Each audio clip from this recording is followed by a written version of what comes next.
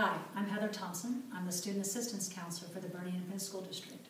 And today I have Kathleen Alamillo here with me, and we're going to talk about the signs and symptoms of alcohol poisoning. So first of all, Kathleen, what are the signs? How would we know if someone has alcohol poisoning rather than they're just a little drunk? Well, one of the first signs, Heather, is vomiting. If a student starts throwing up, the poison is in their system, and that's our body's natural ability to get that poison out of our system. From there, you might experience incoherentness, or there's absence of color. You might have slow breathing. And so one of the suggestions is that a student or somebody, if you suspect somebody of alcohol poisoning, is that you remain with that person. You need to call 911. The emergency folks are going to hook you up to a ventilator, and they're the only folks that can save that person's life at that point while their body is shutting down. And so calling EMS or getting them to emergency facility is the only way that's going to save a person's life if they have alcohol poisoning, not just teenagers, but adults as well. So don't give them coffee or... There's no way to sober up faster, Right. so there's nothing that can make them not drunk or to reverse the alcohol poisoning at that point. Once they hook them up to a ventilator, it will breathe for them until they sober up.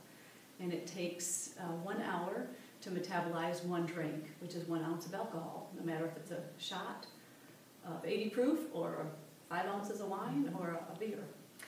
Now, so many times I'll have students say, oh, they don't want to call because they're afraid they're going to get in trouble, that they'll get an MIP or MIC if they call. What's the law say about That's that? interesting. In 2011, a new law came in effect that is called the 911 Lifeline legislation, and basically that states the first person that calls 911 for suspect of alcohol poisoning and remains on the scene with the person who has the poisoning and helps EMS when they get there is immune from any MIP, MIC, or arrest. Oh, that's good news. However, everyone else there possibly could get an MIP or MIC, but it's about saving a life. That's The right. trouble goes away, but death doesn't.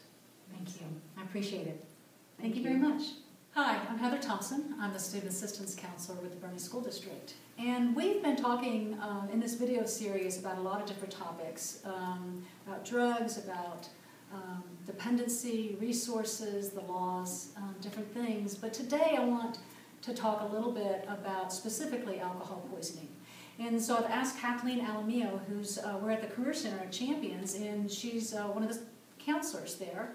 And I wanted to ask her to come talk with us about the initiative that the counselors both at Boerne High School and Champion High School are doing to address this issue about alcohol poisoning with our students. Kathleen, thanks for being here.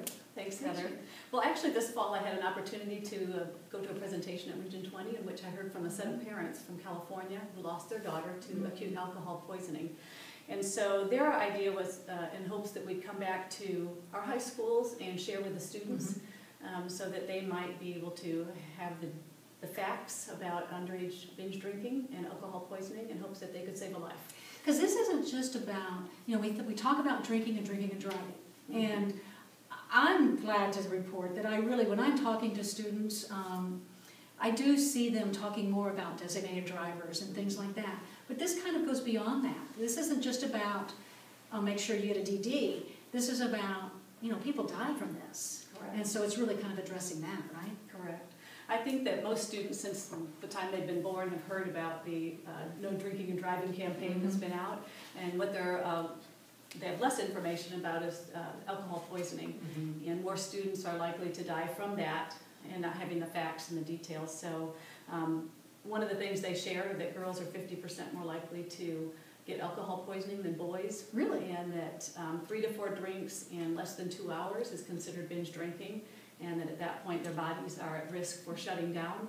And while one of the things they said, it sounds like someone's snoring when their gag reflex is slowing down because of the alcohol in their system, is that we think kids can just sleep it off and that they're going to be fine by morning. And so I've been going around the classroom presenting this video called The Unconscious Truth that the parents, along with our Texas Young Lawyers Association, have put together, and sharing with our students here at Champion High School, and the counselors at Boerne are doing the same, in hopes that we can get details out to the students and that they might be able to save a life.